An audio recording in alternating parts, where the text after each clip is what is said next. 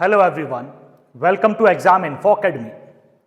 जैसा कि आप सभी लोग जानते हैं, यूपीएससी की जो असिस्टेंट प्रोफेसर परीक्षा जो होने वाली है उसके लिए प्रैक्टिस पेपर हम ला रहे हैं। ये प्रैक्टिस पेपर 20 प्रश्न हैं बस इसमें, और ये करंट अफेयर्स यूनिट से जुड़े हैं। साथ ही में हम आंसर बताएंगे, जैसे कि आपने कमेंट्स में लिख के दिया था हमें। ये है प्रैक्टिस पेपर 3 हम करवा चुके हैं। करंट अफेयर्स की प्लेलिस्ट में जाइएगा, आपको तीनों मिलेंगे। हम टाइम वेस्ट ना करते हुए अपने टॉपिक पर वापस आते हैं। प्रैक्टिस पेपर 4 है ये, क्वेश्चन फर्स्ट है, दिख रहा होगा। हम ज़्यादा समय बीच में पॉज नहीं लेंगे, वीडियो को पॉज करके अपना आंसर टिक कीजिएगा। 20 में से आपके लगभग 15, कोशिश करें 15 तो सही हो ही जाएं। आसान नहीं है ये, तभी आप कर पाएंगे, तब आपके करंट अफेयर्स थोड़ी मजबूत स्थिति में होंगे। पहला क्वेश्चन है, भारत और किस देश की सीमा पर दारंगा इमिग्रेशन चेक पोस्ट का शुभारंभ किया गया है? सीधी बात है, जब चेक पोस्ट है तो भारत का कोई पड़ोसी देश ही होगा। 7 पड़ोसी देशों में से कौन सा है ये आपको देखना है, जिस पर ये दारंगा इमिग्रेशन चेक पोस्ट बनाया गया है। पहला ऑप्शन में बोल देता हूं। पहला ऑप्शन भूटान है, दूसरा नेपाल, तीसरा पाकिस्तान, चौथा म्यांमार। करेक्ट आंसर है मैं बताने जा रहा हूं, करेक्ट आंसर है भूटान। माफ कीजिएगा, पेन। पहला आंसर क्या है, मतलब इसका पहले का सही आंसर है भूटान। क्वेश्चन सेकंड पर आते हैं। अंतर्राष्ट्रीय प्राचीन कला महोत्सव 2024 का आयोजन कहां किया गया है? हाँ जी, अंतर्राष्ट्रीय प्राचीन कला महोत्सव 2024 का आयोजन कहां किया गया है? 4 ऑप्शन आपके सामने हैं, वाराणसी, उज्जैन, लखनऊ या फिर नई दिल्ली। अंतर्राष्ट्रीय प्राचीन कला महोत्सव 2024 की हम बात कर रहे हैं। करंट अफेयर्स का एक क्वेश्चन है, सभी करंट अफेयर्स के ही हैं। चलिए मैं सही आंसर टिक करता हूं। सही आंसर है नई दिल्ली। नई दिल्ली में इसका आयोजन किया गया है। आगे बढ़ते हैं, क्वेश्चन नंबर 3।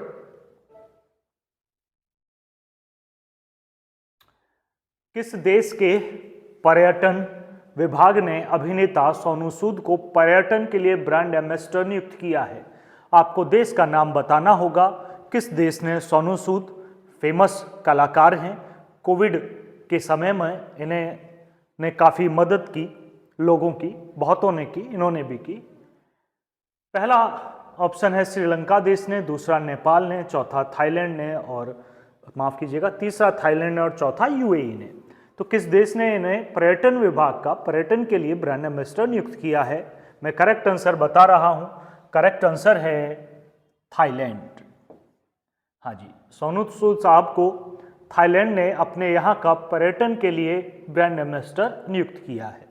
वैसे थाईलैंड को किसी ब्रांड एम्बेसडर की जरूरत तो नहीं लगती, यहाँ से तो, इंडिया से तो वैसे ही बहुत लोग जाते हैं, लेकिन फिर भी ये है। क्वेश्चन नंबर 4 पर है। हिंडाल्को, सुना होगा आपने, को 2024 S&P global corporate sustainability assessment, English में होता तो थोड़ा सही रखता। हिंडाल्को को 2024 S&P global corporate sustainability assessment में कितने अंक मिले हैं? ये वाकई डिफिकल्ट है, ना ये तो कोई समस्या नहीं है, इस तरह के क्वेश्चन रेयर होते हैं। अब डाल दिया तो हम बता देते हैं इसका आंसर। इसका करेक्ट आंसर है 87 अंक। क्वेश्चन नंबर 5 में है। ये पिछले पेपर में मैंने इसका जिक्र किया था कि ऐसे भी पूछा जा सकता है, उसी का दूसरा रूप है ये। यूएस के 47वें राष्ट्रपति के रूप में किसने शपथ ली है? 47वें, पिछले पेपर अगर आपने किया है तो आपका इसका आंसर आता हो आपको। पहला ऑप्शन है डोनाल्ड ट्रंप, दूसरा है कमला हैरिस, तीसरा है जो बाइडेन और चौथा है मिशेल ओबामा। तो 47वें राष्ट्रपति कौन से? सीधे तौर पे यही क्वेश्चन है, मैं आंसर बता रहा हूं, ये हैं डोनाल्ड ट्रंप। जी हाँ, 47वें ही हैं। आगे बढ़ते हैं, क्वेश्चन नंबर 6 पर है।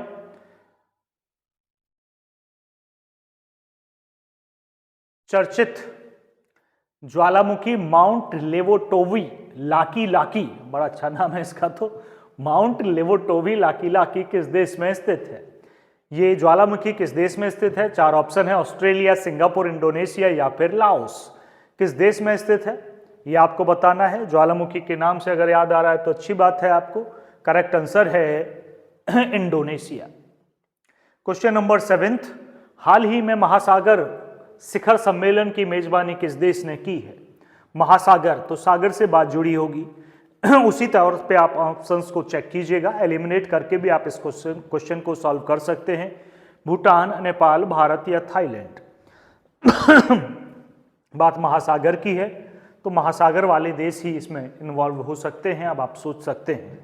चलिए मैं करेक्ट आंसर बता दूं, करेक्ट आंसर है भारत। क्वेश्चन नंबर 8,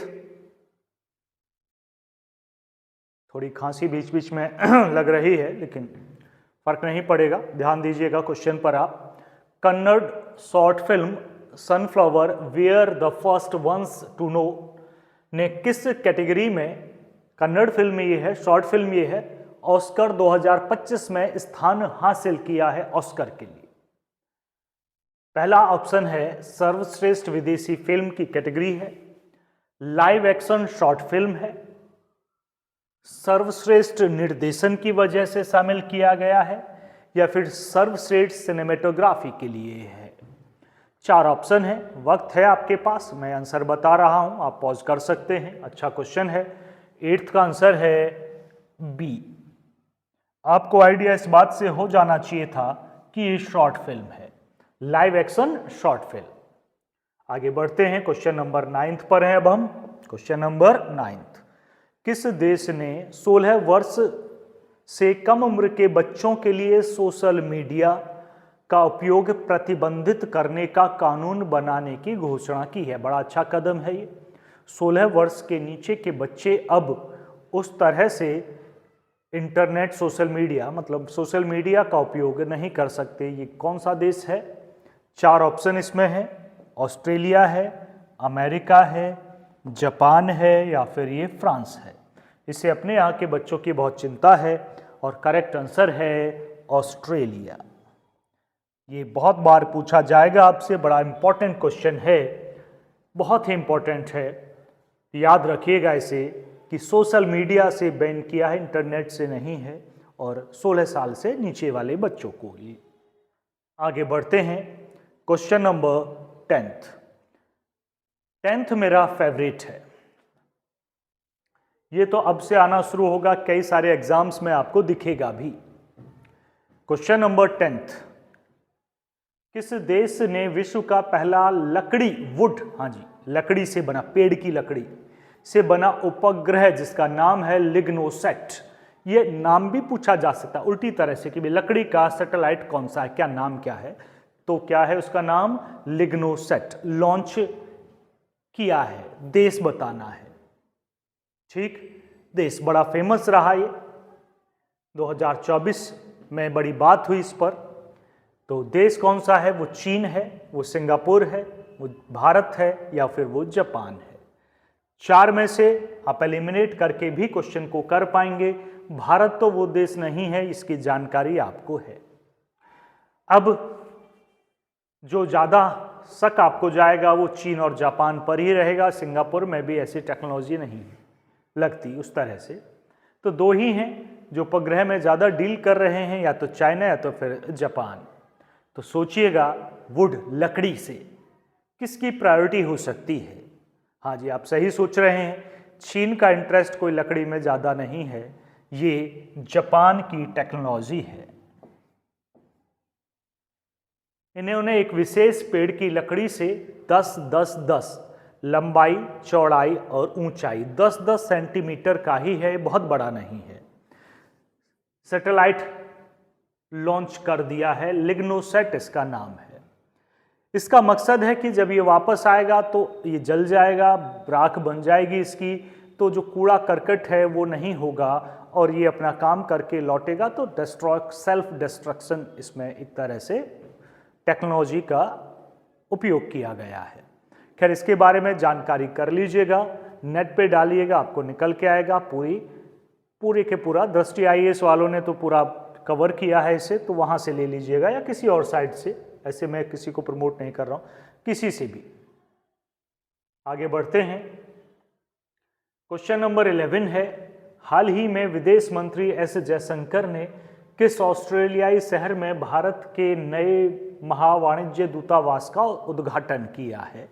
4 ऑप्शन है, सिडनी में, ये ऑस्ट्रेलिया के ही हैं, मेलबर्न में, पर्थ में या ब्रिस्बेन में। तो इन्होंने किया है जी ब्रिस्बेन उद्घाटन दूतावास का। क्वेश्चन नंबर 12 पर चलते हैं।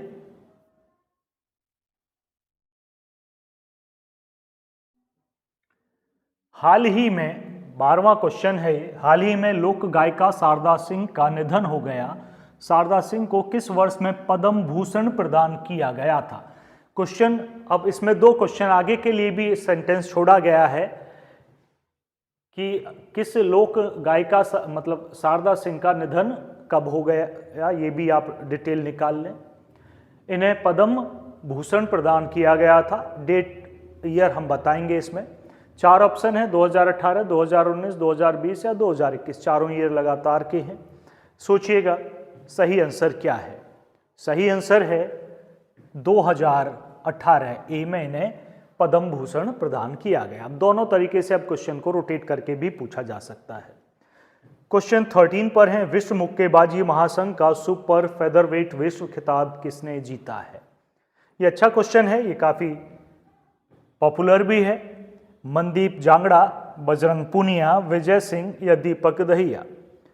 4 ऑप्शंस आपके पास हैं, ध्यान रहे ये मुक्केबाजी का है। तो इसका सही आंसर है ए, मनदीप जांगड़ा। अगले क्वेश्चन पर बढ़ते हैं। Question number 14।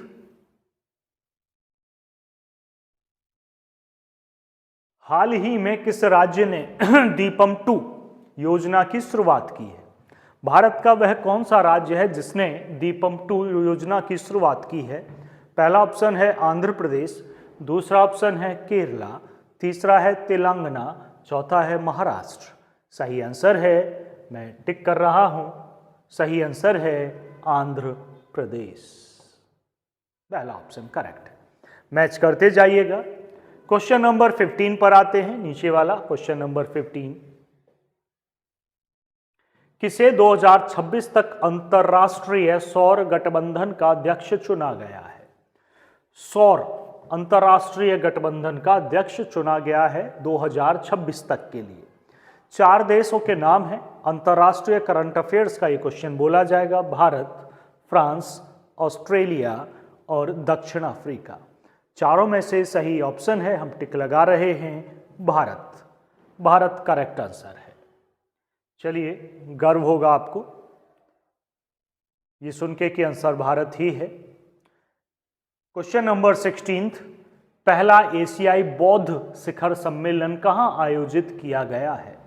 पहला बौद्ध शिखर सम्मेलन कहां आयोजित किया गया है? काठमांडू, बैंकॉक, नई दिल्ली या फिर टोक्यो। सही उत्तर आपको बताना है, मैं बता रहा हूं, आप पॉज कर सकते हैं। करेक्ट आंसर है नई दिल्ली। क्या है करेक्ट आंसर? नई दिल्ली। क्वेश्चन नंबर 17 पर है, समय निकल रहा है, हम थोड़ा फास्ट चल रहे हैं। स्विस ओपन इंडोर तीरंदाजी में अतनु दास ने कौन सा पदक जीता है? स्वर्ण पदक, रजत पदक, कांस्य पदक। चौथा ऑप्शन, भाई 3 पदक से तो कोई और होता नहीं, तो चौथा है कि कोई भी पदक नहीं जीता है, ये भी एक ऑप्शन में रखा गया है। तो सही आंसर है इसका कांस्य पदक जीता है, ब्रॉन्ज मेडल। चलिए आगे बढ़ते हैं। क्वेश्चन नंबर 18, हम लास्ट में पहुंच रहे हैं, 3 ही बचे हैं, 18, 19 और 20। 18 आपके स्क्रीन पर है, ऊपर आप देख पाएंगे। भारत का पहला एनालॉग अंतरिक्ष मिशन कहां शुरू किया गया है?